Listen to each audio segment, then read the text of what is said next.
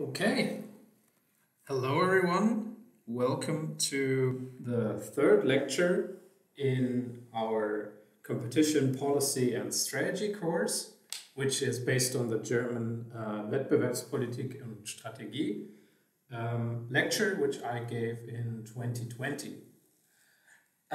Today we're going to talk about productive and dynamic efficiency, so two other fundamental concepts in terms of efficiency that are important when we talk about I/O settings and competition economics settings, aside from what we have already learned in the previous lectures. Before we jump into the topic, please do not forget to like this video and to subscribe to our channel to help us support the content that we've created. Okay, so let's begin. Now let's talk about the basics in terms of efficiency that we have. We have already heard about, in this lecture series, we've heard about allocative efficiency already.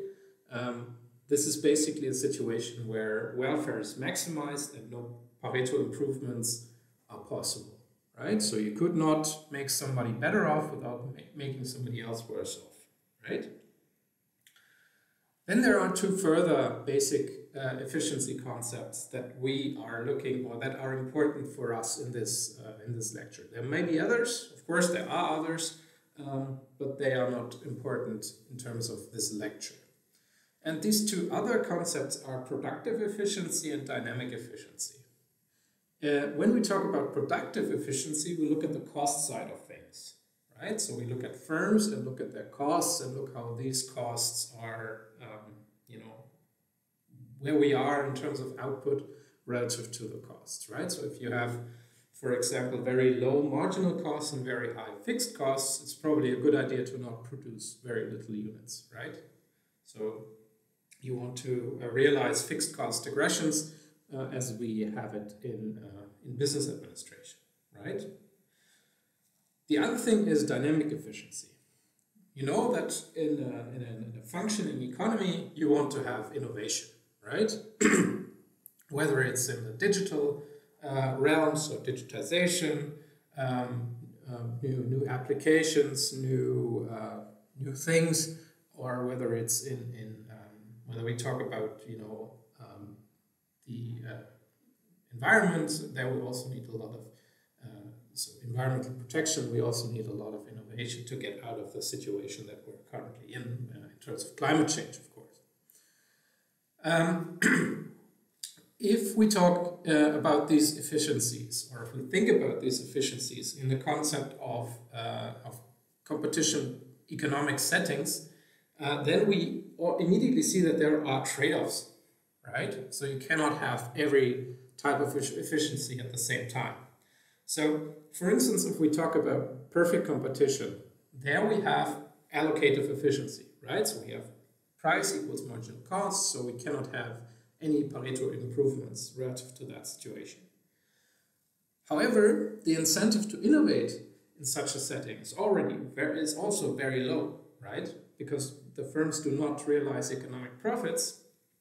First of all, they do not have the means to invest in any kind of innovation, and second, as you basically cannot reap the benefits of these innovations, since you cannot influence the price, you don't have a lot out of the innovation. So you have allocative efficiency, but not high dynamic efficiency if you talk about perfect competition.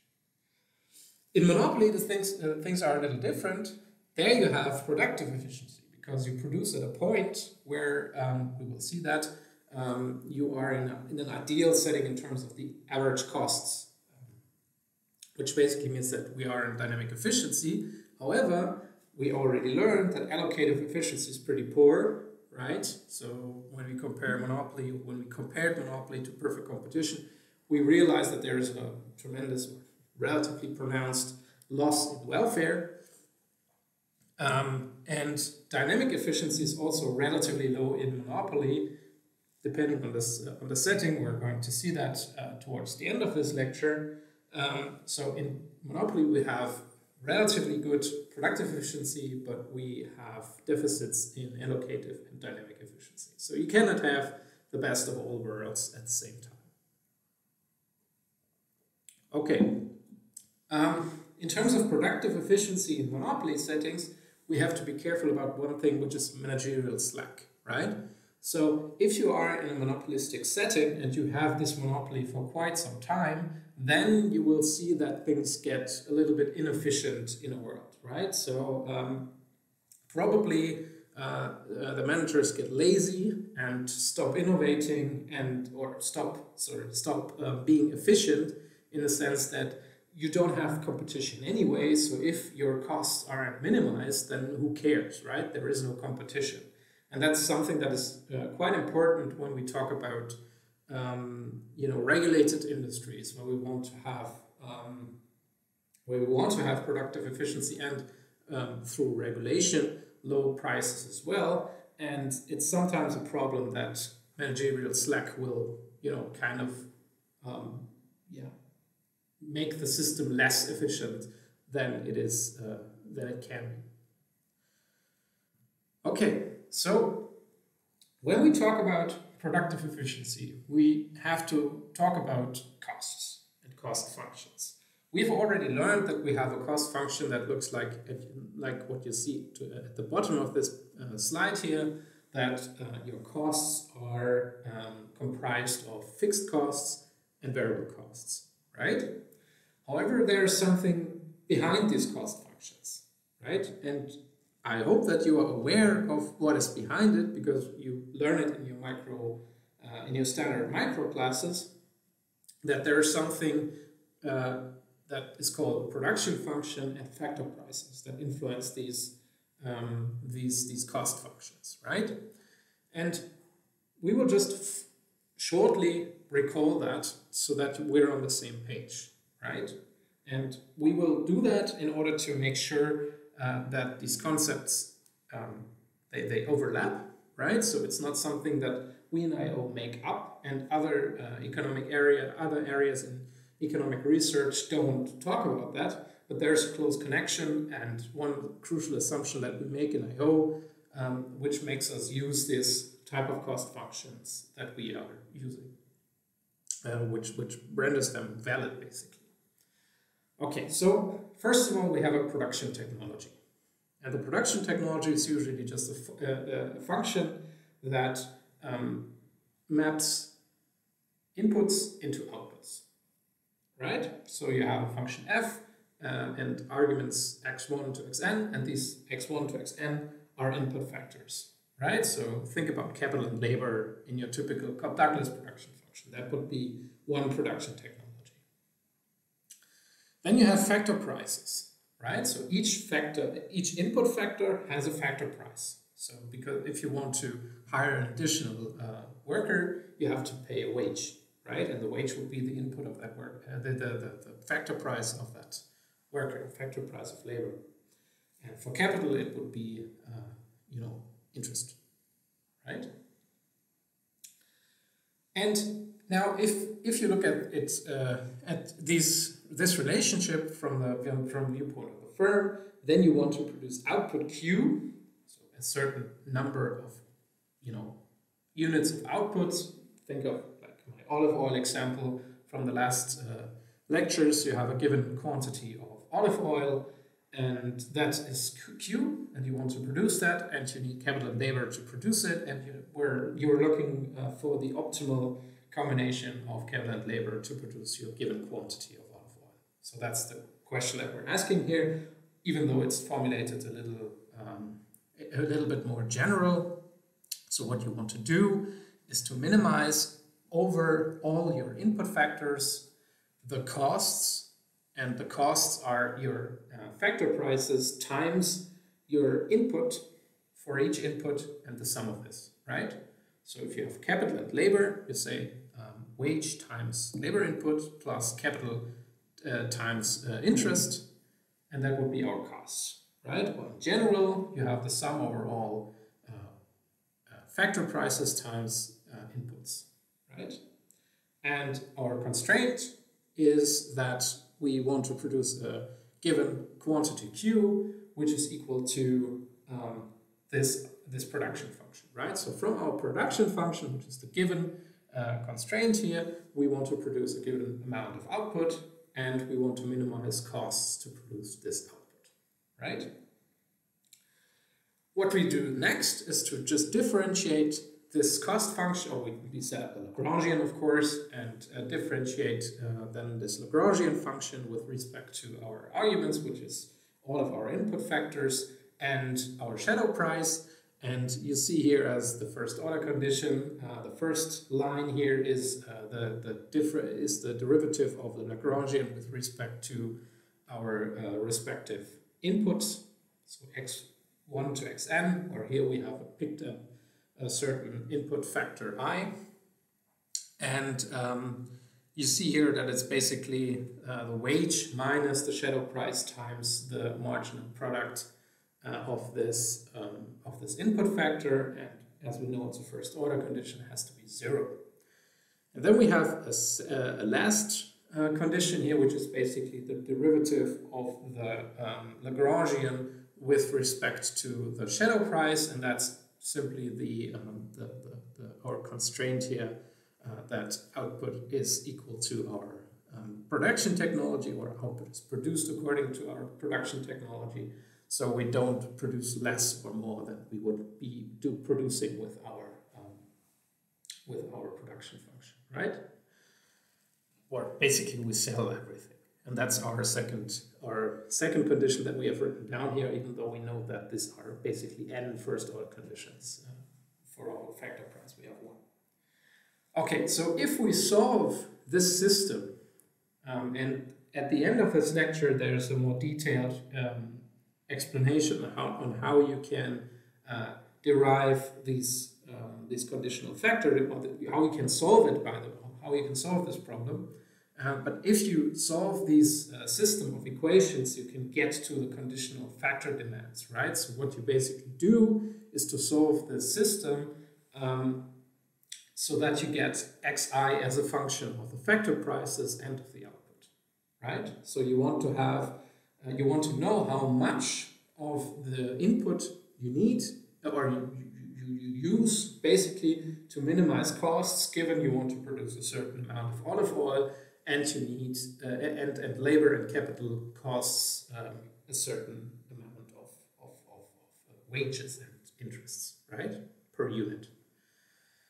And based on these conditional factor demands that you basically just substitute into your cost function here, so the sum overall factor prices times input factors, if you substitute for this xi your conditional factor demands, you get to the cost function, right? And this cost function is already presuming that you have minimized yet you have solved this minimization problem here, so that you are using all input factors ideally or optimally given the factor prices and the amount of output that you want to produce, right?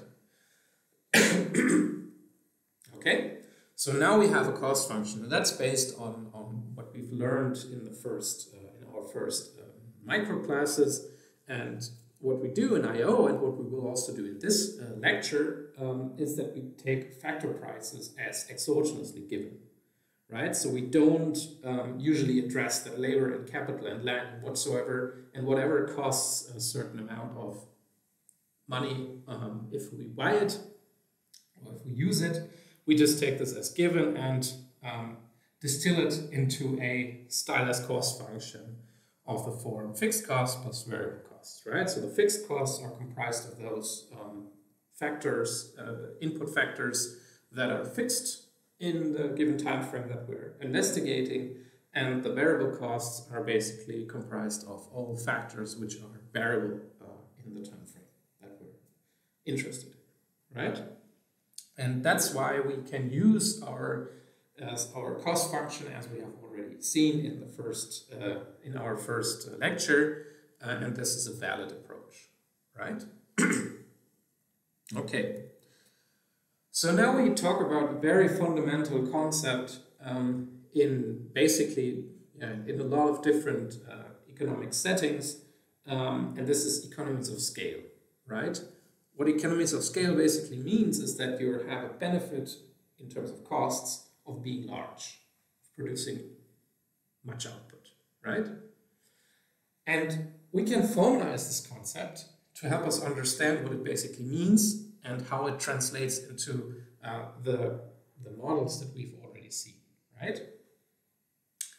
And we basically define that economies of scale in production exist when or where our average cost function is decreasing, right? What this means is that we take our average cost function, AC of Q, and differentiate this one, right? So it's, in our example, a function only of our output. We have just given some intuition on why this is on the last slide, so factor prices are given, or exogenously given and ignored, and we just differentiate the cost function, which basically means that we differentiate C of Q over Q with respect to Q, and then we get this term here, right? So marginal cost times output minus costs over Q squared, and we have assigned that we have average cost whenever that we have economies of scale whenever our average costs are decreasing. So we want this derivative to be negative, right? And when we assert this, then we just have to rearrange this one here, or this inequality here, to get to this point, right? So we basically factor out Q squared, because we're talking about positive outputs. That's possible without a problem. And then we move C of Q to the other side and divide by Q. So we are immediately at that point. And we see that whenever marginal costs are below average costs, then we have decreasing average costs. In other words, whenever marginal costs are below average costs, we have economies of scale, right? And when we have economies of scale, we can produce in a way that we have fixed cost regression, right? So if we produce another unit, we can distribute our fixed costs in relation to the variable costs in a sense that our average costs decrease, right? So the more we produce, the lower our average costs are. And that is basically very important if you think about practical applications. So if you have a production plant and it's running at 30% capacity, and your accountant tells you, or the controller tells you that you could just decrease the cost per unit of output by producing more, then you are in a situation where you're basically not in productive efficiency, right? So you probably don't want to have it run at 100% capacity all the time, because then you're really not flexible, but you want to get close to that in order to realize cost efficiencies, right? And we have seen here that this is the case whenever marginal costs are below average costs. And to further substantiate that, we assume that there is a scale economy index, and that is what we define as average costs over marginal costs, right? That's how it's defined in the literature. And if this scale economy index exceeds 1, right, so just from the definition of the index, we have a situation where average costs are above marginal costs, so we are in a setting of economies of scale, right? And whenever we are in a situation where the scale economy index is smaller than 1, we have marginal costs exceeding average costs, so we are in a situation where if we produce more, we raise marginal costs so strongly that our costs, or that we raise it much more strongly than we raise our average costs, or that we change our average costs, and that leads to a situation where we basically increase our costs overall if we produce more, right? And that is the situation that SI is smaller than 1 whenever our average costs are below marginal costs. And when we are in such a situation, we call this diseconomies of scale, right? So we basically are in a disadvantage because we produce too much, right? And you immediately see that if we are at SI equals 1, i.e. whenever average costs and marginal costs are equal, this is the point when we exhausted all of our economies of scale, and this is what we call a most efficient scale, right? So that's basically the point where we cannot change our production schedule and realize any cost savings, right? So we are most efficient at that point in terms of productive efficiency. Okay, so just illustrate that with an example here where we have increasing marginal costs, and here you see the blue line is the average cost and the orange is the marginal costs, and you basically see that at the intersection point between average costs and marginal costs, so where blue and orange intersect, we are at the most efficient scale, right? Because there's the point where our scale economy index is equal to 1 or average cost and marginal cost are the same. Whenever we are to the left of this, we are in a situation where average cost is above marginal costs, so we have economies of scale that we can realize. So here in this area to the left of this intersection point, we want to increase production because our average costs are decreasing if we do so.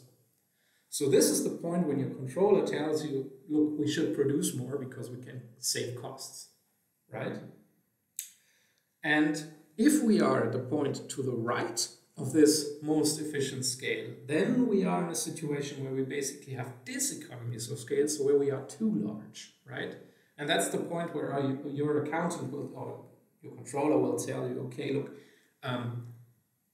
if we produce more, we basically have to, our machinery will break, and we have to produce much more. We have to cool things down a little bit more, and that's all too expensive. So we should shrink production a little bit, right? So this is basically this environment what we're talking about here. And now another important concept that is related to that is natural monopoly, right? So natural monopoly is basically a technical term that says that you are in a situation where you have constant marginal costs. And whenever we have constant marginal costs, we basically have economies of scale for the entire range of output, right? Why is that? Well, we have that illustration here. If we have constant marginal costs, our marginal costs is a straight line, right? And you can, based on the derivative of average costs and marginal costs, show that the two functions will always, under the regular assumptions that we impose on cost functions, they will always intersect in the minimum of average costs, right? But here the problem is that average cost doesn't have a minimum, right? So it is minimized, it decreases for every unit of output, right? So we have, it intersects in infinity, so it's basically like they never intersect, right? And we are in this natural monopoly setting. If we are in such a natural monopoly setting, we have productive efficiency whenever we have one firm serving the entire market, right? So it's basically clear that if you have if you have economies of scale over the entire range of output, whenever you have two firms with two separate cost functions that are the same in our example, for instance, then the output each firm produces is by assumption minimized, is by assumption halved. So each firm produces half of the output that is necessary on the market. You immediately see that in the graphics. Suppose that this would be the total market output, and half of that would be produced by each firm. You see here that the average costs are here. So 2 times this one versus 1 times this one. So it's certainly smaller than, certainly smaller. If you certainly have smaller fixed costs per unit of output if you only have your production, your entire production by a single firm, right? And these natural monopolies are usually used to describe why we have in certain industries a monopoly that we have to regulate just because of the cost structure, right? And it does applies in your usual network industries, infrastructure, so train, telecommunication, water supply, right? So you don't need 2 sewer systems in a given city that are next to each other, right? So that doesn't really help. It's extremely costly. So you rather have one firm and you regulate this firm. And how you regulate these firms is subject to, or is complex, and Georg explains this very well in his Economics of Regulation lecture that is also in Economics to Go. So I strongly encourage you to look in this in more detail, right? So it's all here. Okay. So another important concept is economies of scope, right? Economies of scope means that the joint production of multiple products can be cheaper than the production of separate products, of separate production of these products by separate producers, right? So if you have shared inputs, this can arise, right? So if you use the same inputs for both outputs, for instance, if you use sugar beet to produce sugar and other products, then this would be cost complementarities or shared inputs. Or if you have, for a good example is also if you produce heat and you need garbage to produce this heat. And at the same time you produce with this garbage, recycled products, right? And that's the same with cost complementarities.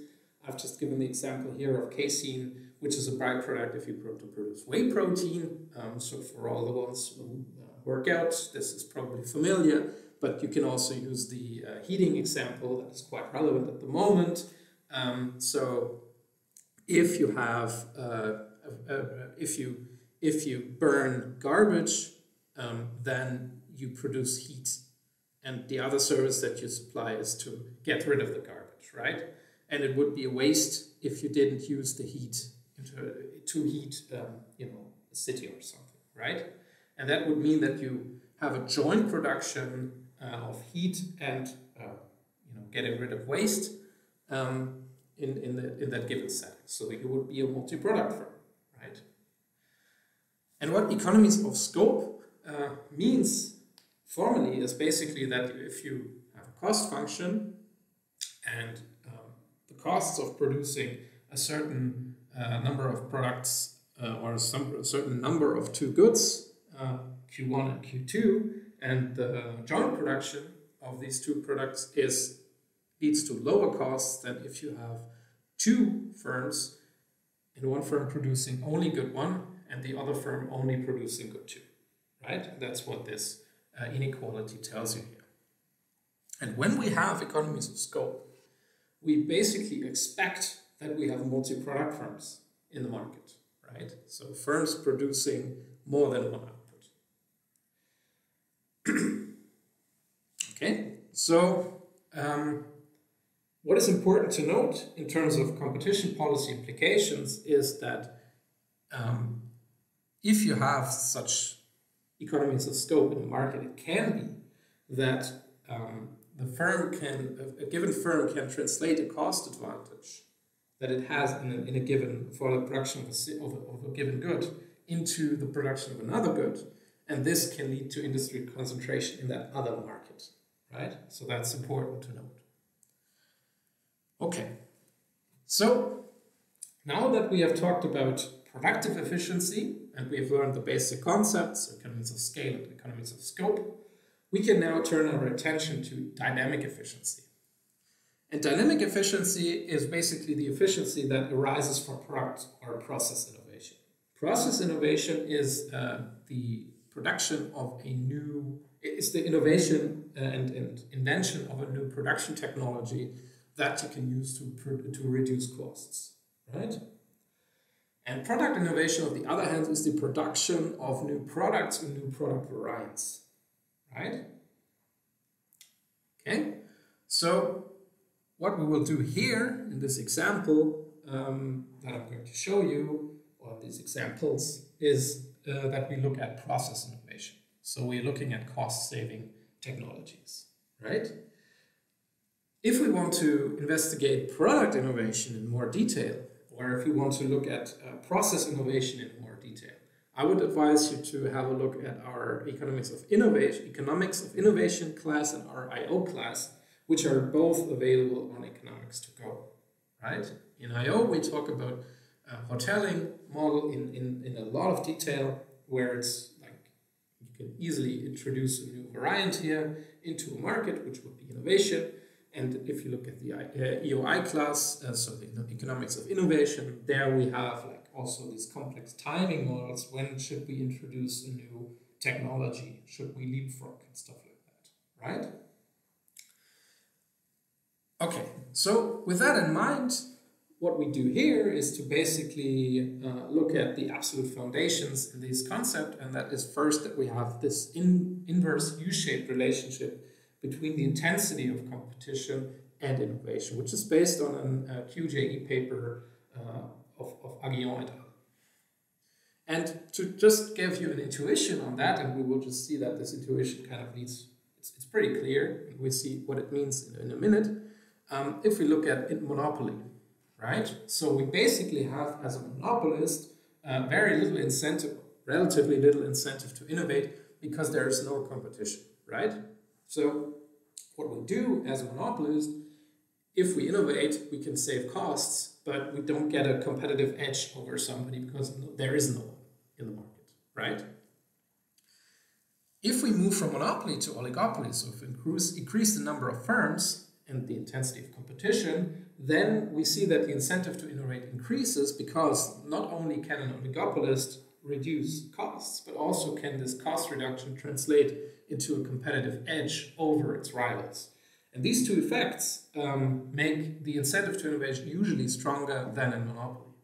However, if we increase the number of firms, then we decrease the additional profits that you can realize from innovation, and it basically can lead to a situation where the incentive to innovate reduces.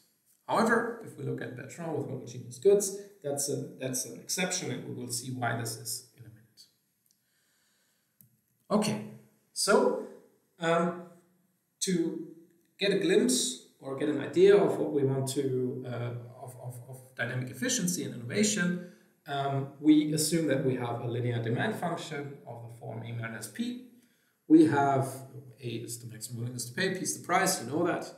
Then we assume that we have first no competition with N firms in the market, and we don't assume that they are symmetric because that wouldn't work. We assume that they are symmetric before the innovation, right? So everybody has constant marginal costs, and before the innovation, every firm has every firm's marginal cost slope is C naught, right? So every firm has the same constant marginal cost of C naught in the status quo ante innovation. Okay, and if we just go from that point and we use what we've already learned in lecture B, or the second lecture, is that profits before innovation are denoted by pi naught, and it's A minus C naught over N plus 1, and that entire term to the power of 2, right? We have just learned that, and I would redirect you to the respective lecture on the channel, right? Okay, so what now happens with process innovation is that marginal costs are decreased from C0 to C1, right? So process innovation leads to lower marginal costs. In the following setting, we also assume that we have patent protection, something we will analyze in detail below, which means that if one firm innovates, no other firm can replicate the innovation, right? In reality, of course, the other firms can, but they have to pay for it, and this cost can be very high, right? So it depends. In other words, what we basically assume is that there's not the option to costlessly replicate the innovation, and that would mean that basically no one innovates, what we will see in a minute. Okay, so the first scenario that we're analyzing is that all firms have access to the innovation. What this basically means is that there is a guy or Gearloose who basically has invented a new thing, a new production technology, and he's basically not situated within a given competitor, right? So he's basically an external innovator, and he says, okay, look, I have this innovation, give me money, and then you can adopt it, right? But only one of you can do. So we have an auctioning of innovation.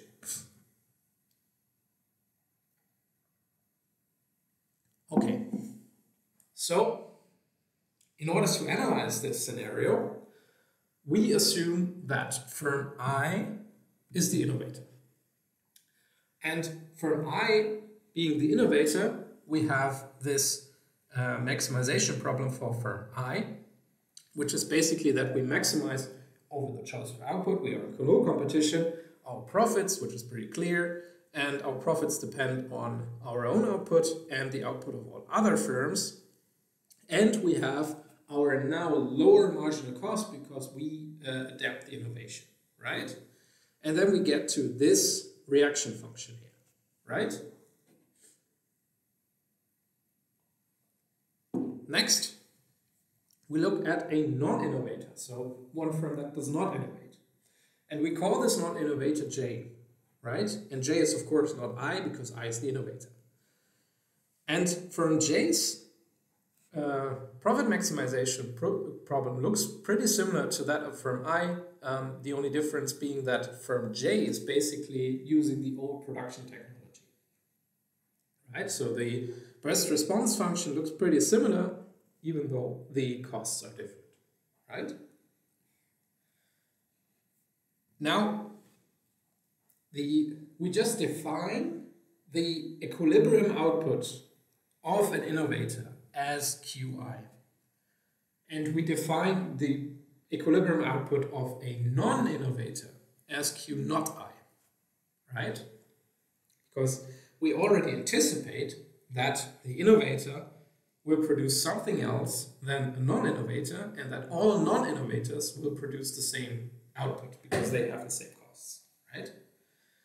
And are symmetric in all other relevant aspects here. Okay, so how can we formalize that, or how can we get to a solution here? We look at firm I, and we know that only firm I innovates. That means that what we want to know here, we want to solve these, we want to search for a fixed point or intersection point of these reaction functions here. So what we want to know is what is the Q minus I and what is the Q minus J, right? So in order to solve this one. So what is Q minus I? Q minus I is n minus 1 times Q naught I in equilibrium. Why? Suppose we have 10 firms, right? And suppose firm 3 innovates. So everyone except for firm, or every firm except for firm 3, so firm 1, 2, and then 4 to 10, will produce the same output in equilibrium. And all these firms will produce the non-innovator's equilibrium output, Q naught I. How many firms are these?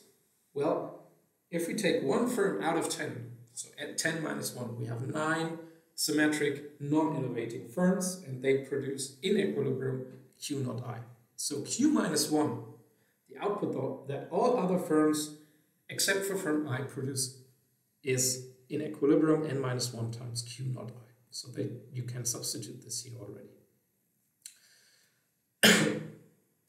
What about firm J? Well, firm J, from the viewpoint of firm J, all other firms produce what the innovator produces in equilibrium plus n minus 2 what a non-innovator produces. Why is that? Suppose firm J would be firm 2 in our 10 firm example, right?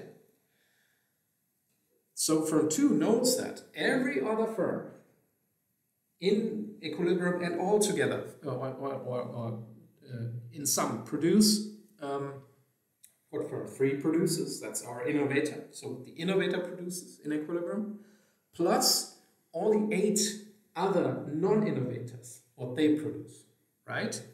How do we get to these 8 firms? Well, it's 10 minus 2, right? We have taken from the set of all available firms one innovator, which behaves completely different, and one firm out of this symmetric non-innovating firms. So what we are left with in our example is 8 firms in this set of other firms except for the firm that we look at, or in other words, n minus 2 times what the non-innovator produces in equilibrium, right?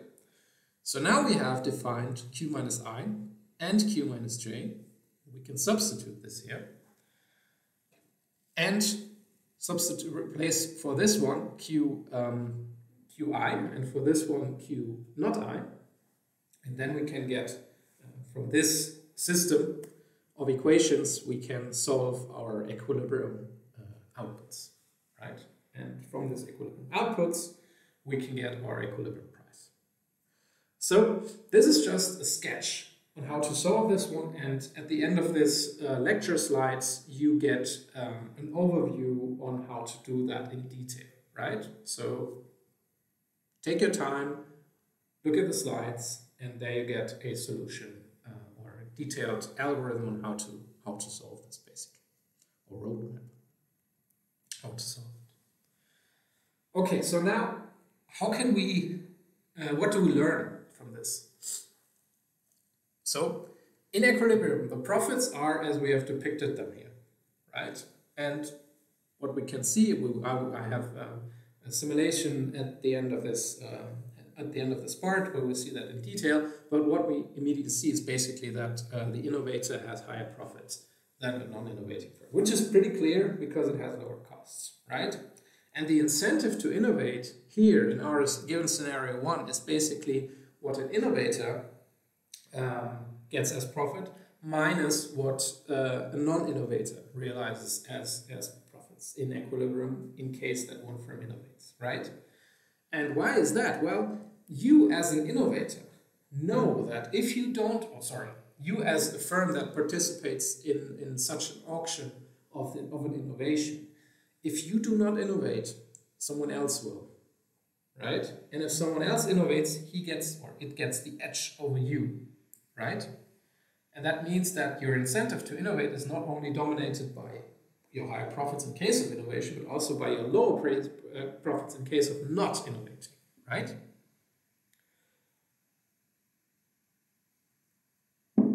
Okay, so if we let n approach infinity, we see that the non-innovating firm's profits is 0, becomes 0 in equilibrium, and our incentive to innovate is basically just C0 minus C1 squared. So the incentive to innovate decreases, right, in n, as long as we're not in monopoly, of course.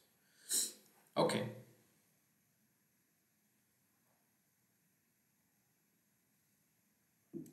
The monopolist's incentive to innovate is basically, as I said at the beginning, we calculate the monopoly profits, and all the monopolist gets from an innovation is reduced costs. So it would be monopoly profits with reduced costs minus monopoly profits with the cost before the innovation, right? And that term you can see here. Pretty straightforward. Take the first look at the first lecture. There we have computed equilibrium profits in monopoly. So there you can get a better, or more detailed explanation. Okay. So now we look at another scenario. So scenario 2. And in scenario 2, Gyro-Gearloose is no longer an independent or self-employed innovator. Gyro-Gearloose now sits in a particular firm, right? And the firm that we're assuming Gyro-Gearloose to be employed by is firm I, right? What this means is basically that only firm I has access to the innovation. Don't be confused with, or don't confuse this with patent protection, right? So it's not only that firm I, once it innovated, or is the only one who can use the innovation, but here is also the point that only I is the firm that is able to innovate, because if firm I does not innovate, no one else can, because Gyro-Gearloose is situated in firm 1, right? Or employed by firm 1. And in this scenario, the incentive to innovate of firm I, of the innovator, is basically your innovation profits, as before, minus the profits of not innovating, right? So the profits with the old marginal costs. Why is that? Pretty clear. So in scenario 1, everyone can innovate. In scenario 2, only one firm has the option to innovate, right? And the threat to firm I is much higher in scenario 1 because firm I, if it doesn't innovate, knows that somebody else will, and the incentive to innovate is also dominated by something that, by this competitive edge that you want to take away from someone else, right? And in scenario 2, this is not an option, or this is not an issue, because you're the only one who can innovate, right? So if you don't innovate, no one else will. Okay? And if we compare that, right, we have this business stealing effect, or if we just look at this more general, we have in oligopoly a business stealing effect that says that if you innovate, right, you have lower marginal costs, and if you have lower marginal costs in Cournot setting, and basically in many different, in a Cournot setting, we have a higher market share in equilibrium. That means that we have higher profits. The monopolist, on the other hand, only benefits from the lower marginal costs. So he can increase its productive efficiency, but he does not, or the monopolist cannot realize any business stealing effect, right? And we see here that the incentive to innovate in the given scenarios that we were comparing is higher in scenario 1 than it is in scenario 2, as pi naught is higher than pi not I, right? Because in scenario I, we have, if you don't innovate, a firm that gets an edge over you, and that means that you get lower profits in equilibrium, right? And this in turn raises your incentive to innovate in the first place. Okay, now we see a more graphical illustration here, a graphic illustration here, and the blue dots would be aligned, but here we have just used dots because n is as an integer, or positive integer even. We have as blue the incentive to innovate in scenario 1, and in orange the incentive to innovate in scenario 2. And what you immediately see is that the incentive to innovate in scenario 1 is always higher than in scenario 2, even though the difference is decreasing, right, in n. And as green, we have the incentive to innovate of a monopolist. And what we see in our example is that this is of course a straight line because it's independent of n.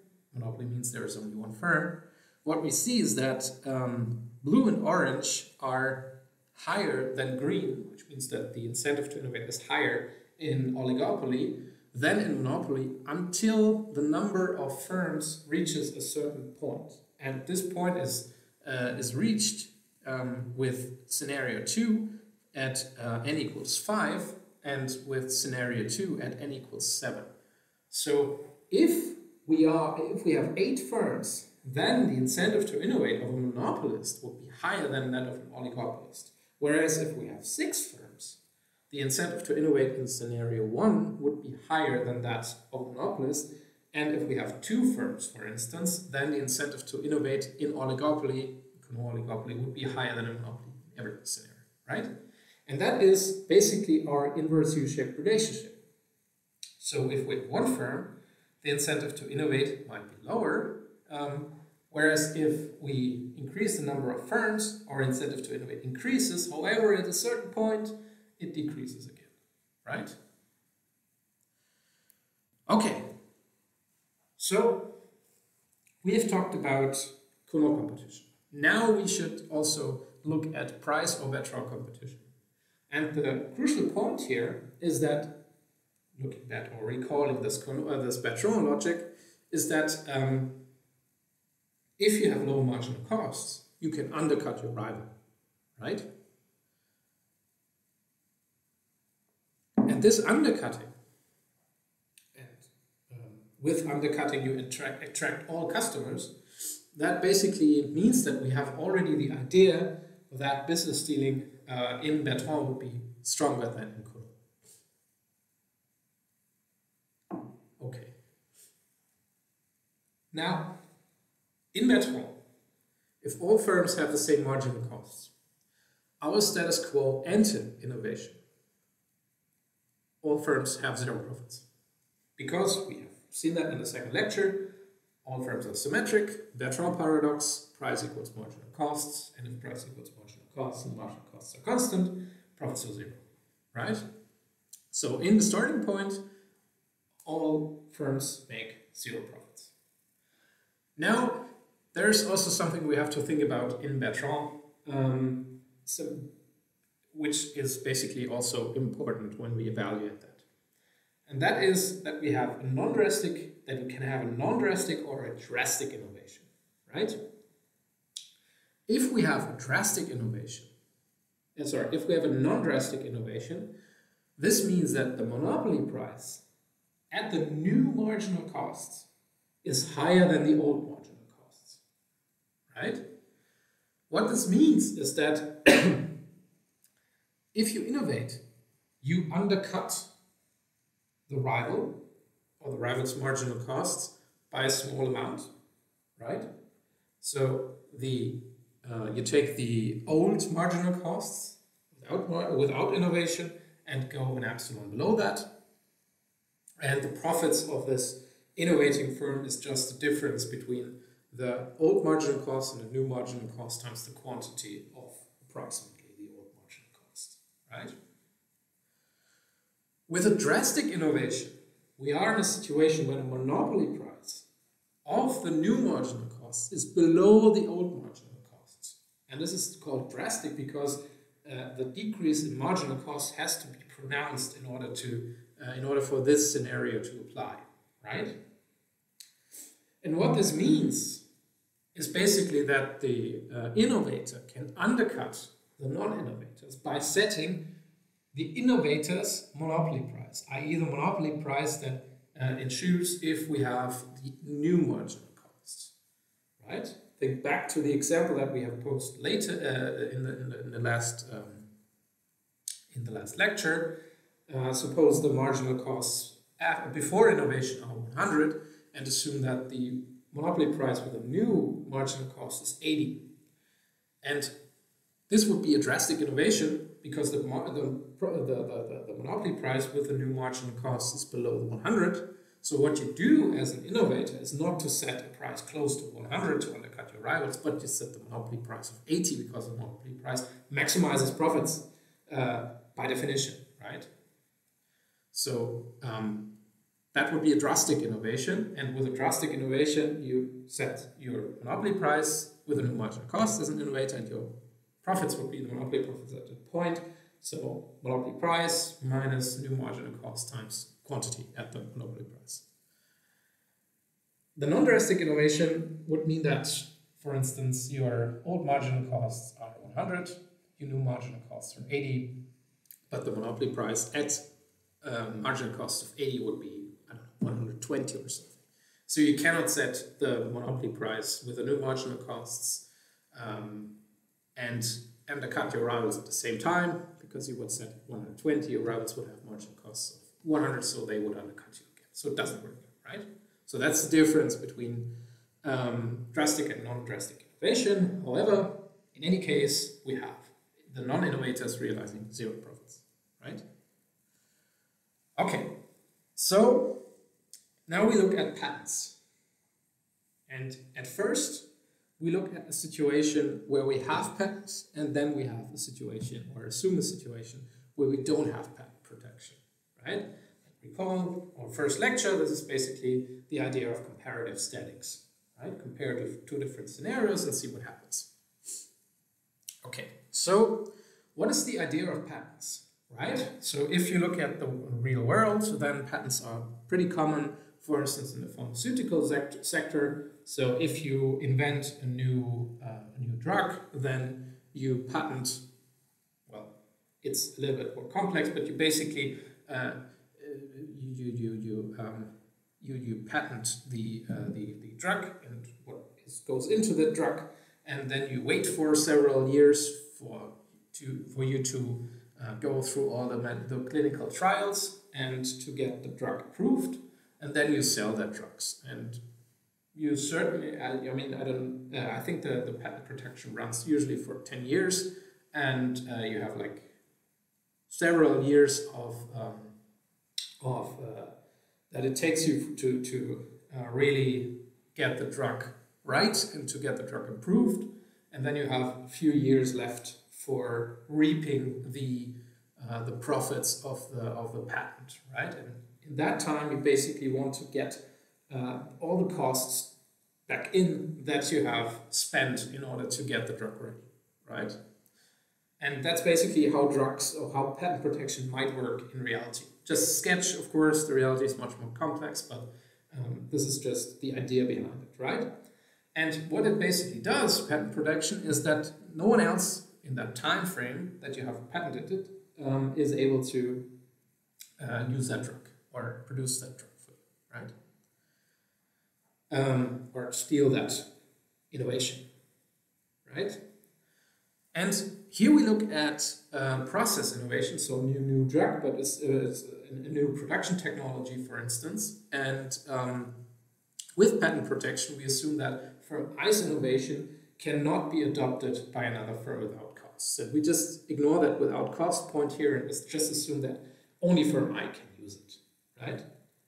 And we assume that we have a Bertrand duopoly with two symmetric firms and homogeneous products, and we assume that we have a non-drastic innovation. However, all these assumptions are for expositional purposes, so it doesn't really affect our results here. So that's why we lose. That's why we say without loss of generality at that point, right?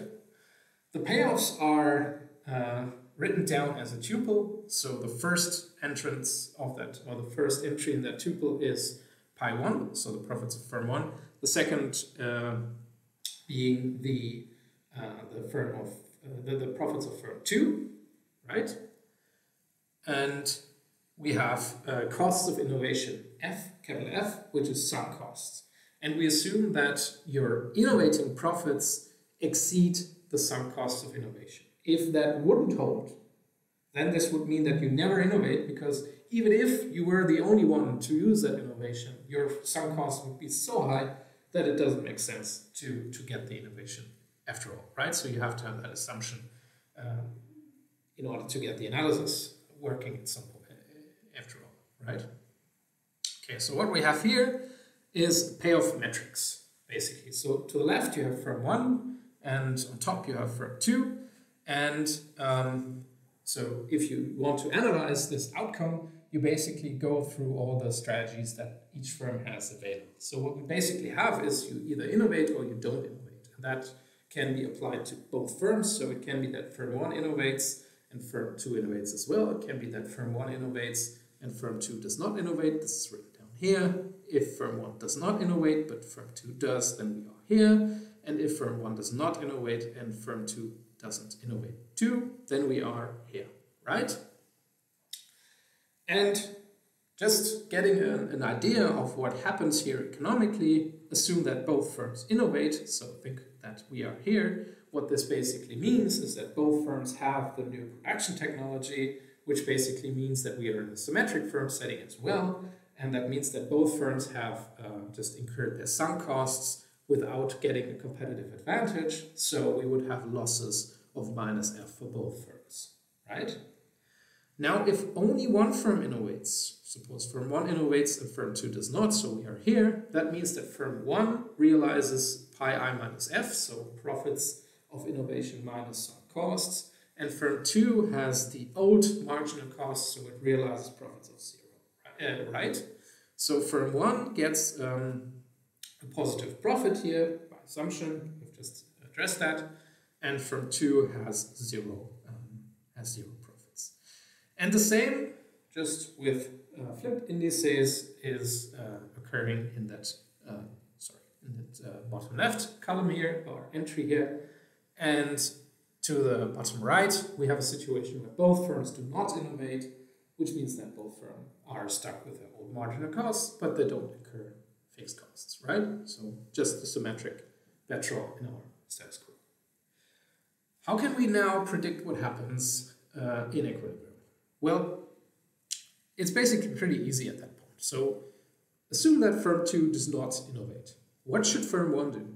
Well, if firm 1 innovates, it gets, so if firm 2 innovates as well, we get profits of minus f, whereas if firm 2 innovates and firm 2 does not innovate, firm 2 gets profits of 0. And 0 is, of course, higher than minus f, so if firm 2 innovates, then firm 1 is better off not innovating, right? Suppose firm 2 does not innovate. If firm 2 does not innovate and firm 1 innovates, then firm 1 realizes profits of pi 1 minus f, which is positive, whereas if it does not innovate, it gets profits of 0, right? So we basically know that if firm 2 innovates, firm 1 will not innovate, whereas if firm 1 innovates, if firm 2 does not innovate, firm 1 will innovate, right? Problem is symmetric, so it basically looks the same for firm 2. And to formalize that, suppose that firm 1 innovates, right? What should firm 2 do? If it also innovates, it gets profits of minus f. If it does not innovate, it gets profits of 0. 0 is higher than minus f. So this would be in equilibrium, because if firm 1 innovates, then firm 2 will not innovate, and if firm 2 does not innovate, firm 1 will innovate. So we're basically in a Nash equilibrium, as we have defined it in the second lecture. And if firm 1 does not innovate, firm 2 gets from innovating pi I minus f, which is positive, and if it does not innovate, it gets profits of 0, and we know that pi I minus f is positive, so this would also be in equilibrium, right? Why? Because if firm 1 does not innovate, firm 2 will innovate, and if firm 2 innovates, firm 1 will not innovate, so it's basically a intersection point between best responses. So what we see is that we have two Nash equilibria here in pure strategies, which is that firm 1 innovates and firm 2 does not innovate, and firm 2 innovates and firm 1 does not innovate. So what we see is that one firm will innovate, but we don't know which one, right? Now, what happens if we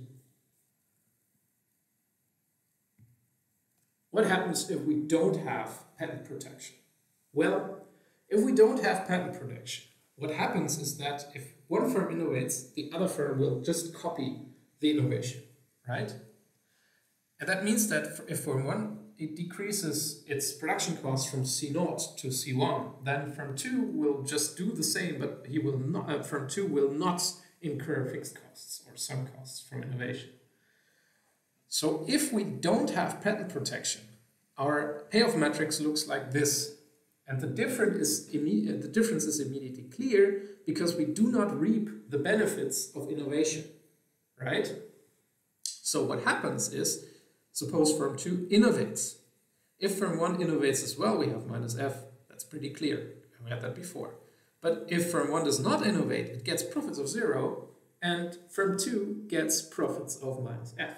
Why? Because both firms have the same marginal cost in that situation, right? So what happens if we analyze that? So suppose firm 2 innovates. What will firm 1 do? Well, if it innovates, we have minus f. If we do not innovate, we have minus f as well.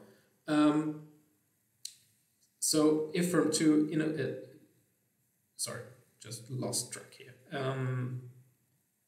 Okay, so what we basically see is that whenever firm 1 innovates, firm 2's best response is to not innovate because it can copy the innovation, and the same applies to firm 2, right? So if firm 2 does innovate, firm 1 will always not innovate and copy the innovation, right? And since this copying will lead to a loss for the one that's innovating, we get to the only Nash equilibrium in that situation, which is that both firms will not innovate, right? And what the problem here, the problem here is that we have so-called free riding, right? So recall that from your Micro 101. Free riding basically occurs if there is an externality that is not internalized, and that externality here is a positive one. That means that there's an innovation, and if this externality is simply not protected in a sense, then somebody else will copy it and it will not occur, basically. So that is the free riding problem that we have here. So the non-innovator can just costlessly copy an innovation, and in case that if he copies this, we have zero profits for both firms, but the innovator has to bear the costs of innovation, right? And the thing is that both firms will anticipate this copying, and since this is the case, nobody will innovate. So that means that from our basic theory, that's really just basic thoughts here, coming from these basic thoughts, it's the case that we would say that patents protect innovation, right? Of course, in reality, the debate is much more complex because you have stories where firms just buy or patent a lot of different things so that they basically just deter market entry, right? Because nobody else can do research on what a given firm has protected as patents, basically, which means that first a market is basically shut down or doesn't exist, and we stop innovation because this firm probably doesn't even have an incentive to do research on this topic, because just patenting it would just, make the market non-existent, right? And that's how patent protection can be even detrimental. And there's a lot of empirical stuff also going on here, which is way beyond what we can do here. So I would just advise you to look at the Economics of Innovation in our Economics to Go channel, where we dig into that in much more detail. But this one is just the basic idea that patents protect innovation, and just my 2 cents on this is just that even though reality might be more complex, this still has a valid point, right? Although, of course, we have to, as economists, of course, and as researchers, we always have to be skeptical and look at a given case to validate whether our simple theories hold here or whether the world is much more complex. And probably things backfire, right? Okay, so what we have here as last slides is just the solution or the roadmap on how to determine our cost minimization problem that we have presented on slide 2. And we also have a roadmap on how to determine the equilibrium in our Cournot example that we have presented on slide 9. What you see here is basically the first order conditions written down more neatly, and how we can get to the equilibrium outputs of each firm, and lastly, how we can get from the outputs of each firm to the equilibrium output, prices, profits, and profits. Okay, that's it for today. Thank you very much for your attention. Please make sure that you like the video and subscribe to our channel. And we see you in the next one.